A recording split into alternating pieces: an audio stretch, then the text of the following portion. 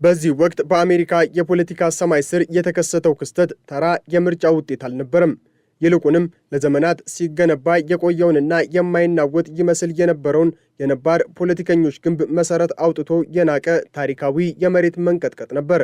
ለ30 ዓመታት ያህል በኮሎራዶ የፖለቲካ ሰማይ ላይ እንደ ግዙፍ ዋርካ ተተክለው የቆዩትን የዲሞክራቲክ ፓርቲው የኃይል ማማና የዋሽንግተን ዲሲ ተሰሚነት ያላቸው ዲያና ደጌትን የ29 ዓመቷ ወጣት ሜላት ኪሮስ በከፍተኛ የድምፅ ልዩነት አሸንፋ ስትጥላቸው መላው አሜሪካ በአድናቆትና በድንጋጤ ተውጧል። ይህ ድል የአንዲት ወጣት ስኬት ብቻ ሳይሆን በአሜሪካ ምድር ላይ የሚኖሩ በሚሊዮን የሚቆጠሩ ስደተኞች፣ ጥቁር ሕዝቦችና በተለይም ለኢትዮጵያውያን አዲስ የታሪክ ምዕራፍ የከፈተ የትንሣኤ ጮራ ነው።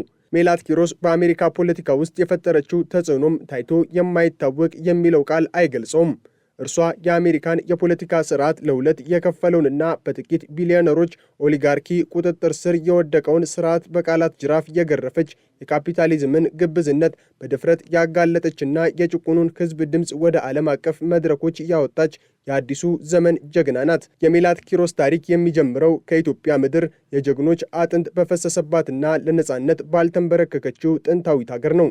ገና በ11 ወር ዕድሜዋ በዲቪ ሎተሪ አማካኝነት ከቤተሰቦቿ ጋር ወደ አሜሪካ ስትሻገር በደሟ ውስጥ የነበረው የኢትዮጵያዊነት ጽናትና የአድዋው ድል መንፈስ አብሮ ተጉዟል። በዴንቨር ከተማ በስደተኛ ቤተሰብ ውስጥ ያደገችው ሜላት የአሜሪካን የፖለቲካና የፍትህ ስርዓት በቅርበት ስትታዘብ ስርዓቱ ለሀብታሞች ያደላና ለስደተኞች ደግሞ ፊቱን የነሳ መሆኑን ገና በወጣትነቷ ተረድታለች። በታዋቂው የኖርት ዴም የሕግ ትምህርት ቤት በነበራት ቆይታ የአሜሪካ የፍትህ ስርዓት እንዴት በኃያላን እጅ እንደወደቀ ስትመለከት በውስጧ የነበረው የለውጥ እሳት ይበልጥ ተቀጣጠለ። ሜላት የኢትዮጵያዊነት መለያ የሆነውን ለእውነት መቆምና ለአገርና ለወገን መቆርቆር የሚለውን እሴት በዋሽንግተን ፖለቲካ ውስጥ ዳግም ሕያው አድርገዋለች።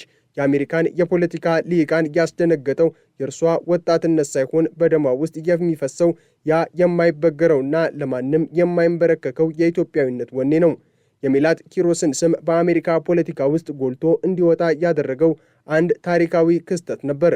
በኒውዮርክ በጠበቃነት በምትሰራበት ወቅት የእስራኤል መንግስት በፍልስጤማውያን ላይ የሚያደርሰውን ጥቃት በመቃወምና የአሜሪካ የሕግ ተቋማት በፍልስጤም ደጋፊዎች ላይ የሚያደርሱትን ጫና በማረጋገጥ የጻፈችው ግልጽ ደብዳቤ ካፒታሊዝም በገነባው የጥቅም መረብ ውስጥ ትልቅ ድንጋጤን እንደመወርወር ነበር። በዚህ ድርጊቷ ምክንያት ከስራዋ ስትሰናበት ሜላት አልንበረከክም በማለት የያዘችውን አቋም አለመልቀቋ በአሜሪካ ግራ ዘመም ፖለቲከኞች ዘንድ እንደ አዲስ ተስፋና ጀግና እንድትታይ አድርጓታል። ከኒውዮርክ ተባራ ወደ ዴንቨር ስትመለስ እንደ ባሪስታ ቡና እየቀዳችና በድህነት ውስጥ እየኖረች ለኮንግረስ አባልነት ለመወዳደር መነሳቷ በእውነትም በስደተኞች ታሪክ ውስጥ ታይቶ የማይታወቅ የጀግንነት ተጋድሎ ነው። ይህ የሜላት ጽናት በኢትዮጵያውያን ዘንድ የአድዋ ድል በአሜሪካ ምድር ዳግም ተደገመ የሚል ስሜትም ፈጥሯል። በኢኮኖሚና በፖለቲካ የበላይነት ተመክተው የነበሩትን ኃይሎች ሜላት በአንድ የብዕር ጥቁረትና በጽኑ ቃል አሸንፏለች። ሜላት ኪሮስ የምታራምደው ዴሞክራቲክ ሶሻሊዝም በአሜሪካ ምድር ላይ እንደ አዲስ የነጻነት ጮራ እየተስፋፋ ያለ የለውጥ ማዕበል ነው። ሜላት ካፒታሊዝምን እንደ አንድ የጭቆና መሳሪያ አድርጋ በመቁጠር ለድሆችና ለሰራተኛው ክፍል የምታደርገው ትግል በአሜሪካ ታሪክ ውስጥ እንደ ማርቲን ሉተር ኪንግና እንደ ማልኮም ኤክስ ያሉ ታላላቅ መሪዎችን የሚያስታውስ ነው። ሜዲኬር ፎር ኦል ወይንም ለሁሉም ነፃ የጤና አገልግሎት የሚለው ጥሪዋ የአሜሪካን የጤና ኢንሹራንስ ድርጅቶች እንቅልፍ ነስቷል። ሜላት በፍልስጤም ጉዳይ ላይ የያዘችው ጥብቅ አቋምና የእስራኤልን ድርጊት የዘር ማጥፋት ስትል መጥራቷ በአሜሪካ ፖለቲካ ውስጥ ትልቅ ድፍረት የሚጠይቅ ነበር። ይህ አቋሟ ለብዙዎች ወጣቶችና ለተገፉ ሕዝቦች ትልቅ ተስፋን ሰጥቷል። የአሜሪካን የውጭ ጉዳይ ፖሊሲ በግልጽ በመተቸትና አሜሪካ ለሽብርና ለጦርነት የምታወጣውን በጀት ለሕዝቧ ማኅበራዊ አገልግሎት ታውለው በማለት የምታቀርበው ክርክር በዋሽንግተን ዲሲ ውስጥ አዲስ የኃይል ሚዛን መፈጠሩን አመላካች ነው። ሜላት ኪሮስ በአሜሪካ ፖለቲካ ውስጥ ያገኘችው ድል ለመላው የኢትዮጵያ ዲያስፖራ ታላቅ የኩራት ምንጭ ነው። ኢትዮጵያውያን በአሜሪካ ምድር ለዘመናት በትጋትና በታማኝነት ቢሰሩም በፖለቲካው ከፍተኛ ውሳኔ ሰጪነት ደረጃ ላይ ግንባር ቀደም ሆነው አልታዩም ነበር። ሜላት ግን ይህንን የታሪክ ሰንሰለት በጥሳ በመውጣት ኢትዮጵያውያን በዓለም መድረክ ላይ ማንኛውንም ታላቅ ሥራ መስራት እንደሚችሉ አሳይታለች። በመላው ዓለም የሚኖሩ ኢትዮጵያውያን የሜላትን ድል እንደ ራሳቸው ድል አድርገው ወስደውታል። የእርሷ ስኬት በፖለቲካ ውስጥ መሳተፍ ለሚፈልጉ ወጣት ኢትዮጵያውያን ትልቅ መነሳሳትን ፈጥሯል። ሜላት ካደረገችው እኛም እናደርገዋለን የሚለው መርህ በየቤቱና በየማህበራዊ ሚዲያው እየተስተጋባ ይገኛል። ሜላት በዋሽንግተን ዲሲ ስትቀመጥ የአንድን የምርጫ ክልል ድምፅ ብቻ ሳይሆን የ120 ሚሊዮን ኢትዮጵያውያን የልብ ትርታና ኩራትን ይዛ ነው የምትቀመጠው። ይህ ድል በአሜሪካ የሚገኙ ኢትዮጵያውያን ሞዴል ማይኖሪቲ ከመሆን አልፈው የሀገሪቱን ፖሊሲ የሚቀይሩ መሪዎች መሆናቸውን ያረጋገጠ ነው። የሜላት ድል ለአሜሪካ ስደተኞች በሙሉ አዲስ ትርጉምን ሰጥቷል። በአሜሪካ ፖለቲካ ውስጥ ስደተኞች ሁልጊዜ እንደ ሁለተኛ ዜጋና እንደ ሸክም ሲቆጠሩ ለዘመናት ኖረዋል። ሜላት ግን ስደተኝነትን እንደ ጥንካሬና እንደ አዲስ እይታ በመጠቀም አሜሪካን ወደ ትክክለኛው የዲሞክራሲ መንገድ እየመራቻት ትገኛለች። በእርሷ የምርጫ ቅስቀሳ ወቅት በተለያዩ ቋንቋዎች የሚናገሩና ከተለያዩ ሀገራት የመጡ ስደተኞች በአንድነት ቆመው የታዩበት ትዕይንት አዲሲቷ አሜሪካ ምን መምሰል እንዳለባት ያሳየ ታላቅ ምስል ነበር። ለስደተኞች የምታደርገው ተሟጋችነትም ወደር የለውም። የአሜሪካን የስደተኞችና የጉምሩክ አስተባባሪ ተቋም ICE እንዲፈርስ መጠየቋ በሚሊዮን የሚቆጠሩ ስደተኞች በአሜሪካ ምድር ላይ በነፃነትና በክብር እንዲኖሩ የሚያስችል አዲስ የተስፋ በር ከፋች ነው። ሜላት ለስደተኞች ስትታገል የራሷንና የቤተሰቧን የስደት ታሪክ በውስጧ ይዛ በመሆኑ ንግግሮቿ በሙሉ ልብን የሚነኩና በሺዎች የሚቆጠሩ ሰዎችን ለትግል የሚያነሳሱ ናቸው። እርሷ ስደተኝነት ከውርደት ወደ ክብር፣ ከዝምታ ወደ ጩኸት ቀይረዋለች። ሜላት ኪሮስ የመጀመሪያዋ የጄንዚ ሴት የኮንግረስ አባል በመሆን ታሪክ ስትሰራ ይህ ትውልድ በዓለም ፖለቲካ ላይ ያለውን የበላይነት እያሳየች ነው። ቴክኖሎጂና ማህበራዊ ሚዲያን በመጠቀም የቆዩትን የፖለቲካ ማሽን አሰራሮች በመሰባበር በሺዎች የሚቆጠሩ ወጣቶችን ለለውጥ ማነሳሳት ችላለች። የእርሷ የምርጫ ዘመቻ ኮሚኒቲ ኦርጋናይዚንግ ወይንም ህዝባዊ ማህበረሰብን የማደራጀት ጥበብ የታየበት ድንቅ ስራ ነበር።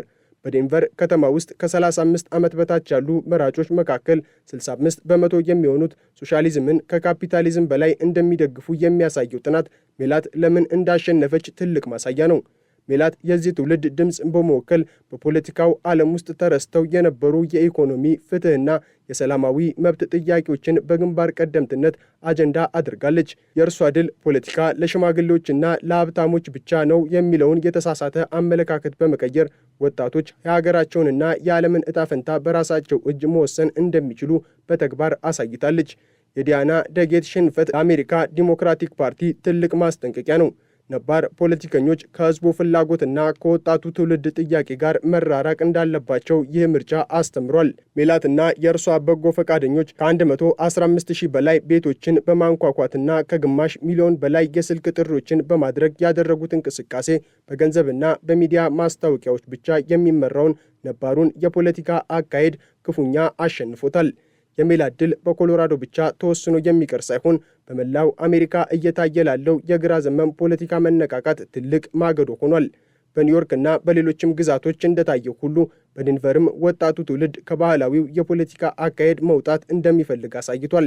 ይህ እንቅስቃሴ በአሜሪካ ፖለቲካ ውስጥ አዲስ የኃይል ማዕከል እየፈጠረ መሆኑን የሚያረጋግጥ ነው። ሜላት ኪሮስ በአሜሪካ ፖለቲካ ውስጥ የፈጠረችው ተጽዕኖ በሶስት ዋና ዋና ዘርፎች ሊታይ ይችላል። አንደኛው በዲሞክራቲክ ፓርቲ ውስጥ ያለውን የርዕዮተ ዓለም ፍልሚያ ወደ ግራ እንዲያዘነብል ማድረጓ ነው። ሁለተኛው የስደተኞችና የጥቁር ማህበረሰብ ድምፅ በፖለቲካው ከፍተኛ ውሳኔ ሰጪነት ውስጥ እንዲሳተፍ ማነቃቃቷ ነው። ሶስተኛው ደግሞ የምርጫ ቅስቀሳና የፖለቲካ ድርጅት አሰራርን ከሀብታሞች ቁጥጥር አውጥታ ወደ ህዝባዊ ንቅናቄ ማውረድ መቻሏ ነው። የሜላት ስኬት ለኢትዮጵያውያን ብቻ ሳይሆን ለዓለም ጥቁር ህዝቦች ሁሉ ኩራት ነው። እርሷ በዋሽንግተን ዲሲ ስትቀመጥ የነጻነት ችቦ ይዛ የእኩልነትን ቃል አብስራና የፍትህን መንገድ ጠርጋ ነው። ሜላት ኪሮስ በአሜሪካ ፖለቲካ ሰማይ ስር እንደ ደማቅ ኮከብ ብልጭ ብላለች። ይህች ኮከብ ደግሞ ለብዙዎች የነጻነትና የእኩልነት እንዲሁም የማህበራዊ ፍትህ ብርሃን ሆኖ እንደሚቀጥል ጥርጥር የለውም። ሜላት ኪሮስ በህዳር ወር በሚካሄደው ጠቅላላ ምርጫ ስታሸንፍ በአሜሪካ ኮንግረስ ታሪክ ውስጥ የመጀመሪያዋ ትውልደ ኢትዮጵያዊትና የመጀመሪያዋ የጄንዚ ሴት ተወካይ በመሆን የታሪክ ማህደር ላይ ስሟን በደማቁ ትጽፋለች። ይህ ድል የአባይ ልጅ በአሜሪካ ሰማይ ስር እንደ ደማቅ ኮከብ የበራችበት፣ የጥቁር ህዝቦች ኩራት የታደሰበትና የኢትዮጵያዊነት ወኔ ዓለምን ያስደመመበት ታላቅ ክስተት ነው። ሜላት ወደ ኮንግረስ የምትገባው የዴንቨርን ህዝብ ወክላ ብቻ ሳይሆን የተገፉትን የተረሱትንና ድምፅ የሌላቸው በሚሊዮን የሚቆጠሩ ስደተኞች ድምፅ ለመሆን ነው። የሜላት ኪሮስ ጉዞ ገና ጅምር ነው። እርሷ በዋሽንግተን በምትቀመጥበት ወቅት የካፒታሊዝም ስርዓት ይንቀጠቀጣል፣ የአድሏዊነት መዋቅሮች ይፈራርሳሉ፣ አዲስና ፍትሐዊ ዓለምም ይወለዳል። ሜላት ለኢትዮጵያውያን የድል ችቦ ናት፣ ለስደተኞች መጠለያም ናት፣ ለወጣቶች ደግሞ የመንገድ መሪ በመሆን በአሜሪካ ፖለቲካ ውስጥ የፈጠረችው ይህ ታሪካዊ ተጽዕኖ ለዘመናት ሲነገር የሚኖር የሰው ልጅ ለእኩልነትና ለፍትህ የሚያደርገው ትግል ፍሬ እንደሚያፈራ ትልቅ ማረጋገጫ ሆኖ ይኖራል።